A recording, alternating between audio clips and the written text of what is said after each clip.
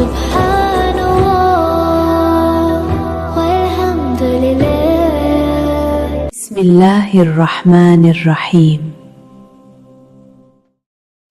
الدین النصیحۃ، دین سراسر خیر خواہی اور اخلاص کا نام ہے. السلام علیکم ورحمۃ اللہ وبرکاتہ. دیکھیں سورۃ الفاتحہ وہ صورت ہے کہ ہر نماز کی ہر رکعت میں پڑھے جانے والی صورت، اور وہ بھی جو صرف 7 چھوٹی چھوٹی آیات پر مشتمل ہے. اس میں تلفظ کے لحاظ سے 19 غلطیاں کی جاتی ہیں. تو سوچنے کی بات یہ ہے کہ پورے قرآن مجید کی تلاوت میں کیا حال ہوتا ہوگا. اور ابھی تو صرف یہ تلفظ کے لحاظ سے بات کی جا رہی ہے، قواعد کا تو ذکر ہی نہیں کیا گیا. اور سچی بات تو کہنی پڑتی ہے کہ بعض دفعہ لوگوں کا قواعد کی طرف سے تو اس سے بھی برا حال ہوتا ہے، اس سے بھی زائد غلطیاں ہوتی ہیں. تو جس کے قواعد کی ادائیگی بھی کچھ کمزور ہو تو کم از کم 10-12 غلطیاں اس طرف سے بھی ہو جاتی ہیں. تو کل یہ ملا جلا کر 30-32 غلطیاں تو ہو ہی جاتی ہیں. تو لہٰذا سورۃ الفاتحہ کو میرے ساتھ مل کر تلفظ کے ساتھ پڑھیں تاکہ ہم نماز میں کوئی غلطی نہ کر پائیں. بسم اللہ الرحمن الرحیم.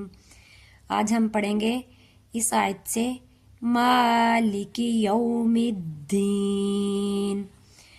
دیکھیں مالکی، اس کی لام کو ہم لمبا نہیں کریں گے، یعنی اس کے ساتھ یا کا اضافہ نہیں کریں گے، اسے ہم فوراً ختم کریں گے. مالکی، میم کے اوپر کھڑی زبر ہے، یہاں سے ہم لمبا کر کے میم کو پڑھیں گے مالکی. آگے ہے یومی، اس کو ہم یو بھی نہیں پڑھیں گے، یعنی کہ ہم یا کی آواز جو ہے نا وہ او کی طرف نہیں مائل کریں گے، بلکہ یا کی آواز کو ہم یو کی طرف مائل کر کے پڑھیں گے. یو نہیں پڑھیں گے، ہم پڑھیں گے یوم الدین. یوم الدین. دیکھیں یہ میم دال مشدد ہے، آگے میم کو دال مشدد کے ساتھ ملائیں گے. اس کے درمیان میں الف اور لام خالی ہے، اس پر کوئی حرکت نہیں. تو جس حروف پر کوئی حرکت نہ ہو اسے ہم ساکن کر دیتے ہیں. میم کو مشدد دال کے ساتھ سختی سے ملا کر پڑھیں گے یوم الدین. آگے نون پہ زیر ہے، اگر لاسٹ والے حرف پہ آخری حرف پر زیر زبر یا پیش ہو تو اسے ہم ساکن کر دیں گے، نہیں پڑھیں گے.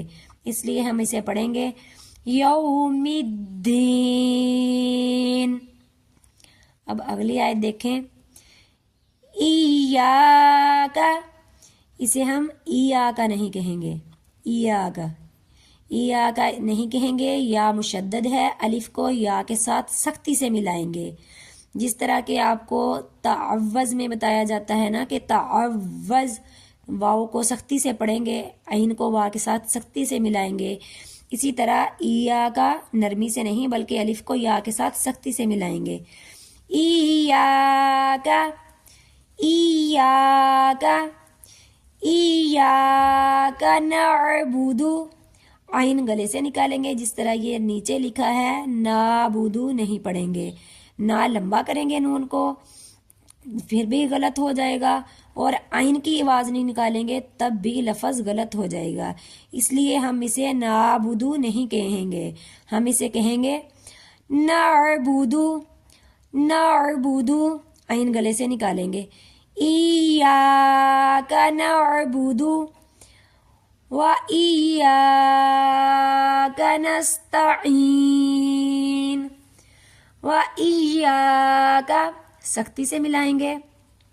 آگے ہے نستعین، اسے جس طرح یہ نیچے دکھایا گیا ہے حمزہ، حمزہ کے ساتھ نہیں پڑھیں گے کہ ہم اسے نستعین کہیں یا نستعین، لمبا نہ کریں. اس کے ساتھ بھی یا ساکن ہے تو ہم عین کو گلے سے نکالیں گے، اور یا مدہ ہے اس لیے ہم عین کو لمبا کر کے پڑھیں گے ایاک نستعین.